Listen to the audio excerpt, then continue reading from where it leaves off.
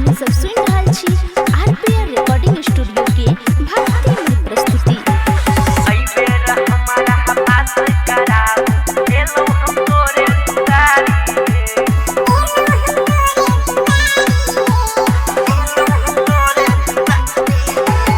कोना परीक्षा देबै है मैया केलौ ने कोनो तैयारी है।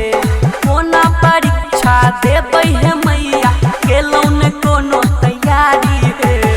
एहि बेर हमरा पास कराब एलौ हम तोरे दुआरी है। एहि बेर हमरा पास कराब एलौ हम तोरे दुआरी है। कोना परीक्षा देबै है मैया केलौ ने कोनो तैयारी है। कोना परीक्षा देबै है मैया केलौ ने कोनो तैयारी है। एहि बेर हमरा पास कराब एलौ हम तोरे दुआरी है। एहि बेर हमरा पास कराब एलौ हम तोरे दुआरी है। बाय आरपीआर रिकॉर्डिंग स्टूडियो संधि सुंदरपुर।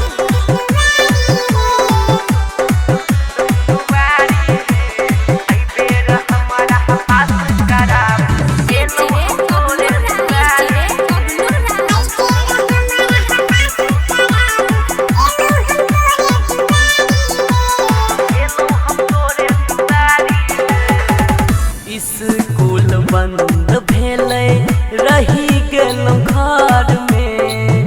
कोरोना चक्कर में कर्फ्यू लागल शहर में। माँ स्कूल बंद भेलै रही गेलौ घर में। कोरोना चक्कर में कर्फ्यू लागल शहर में। नैया हमर माँ पार लगाबू बन के अहीं पतवारी है। नैया हमर माँ पार लगाबू बन के अहीं पतवारी है।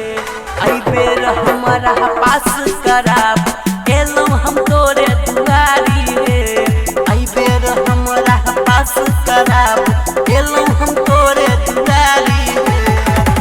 बाय आरपीआर रिकॉर्डिंग स्टूडियो संधि सुंदरपुर।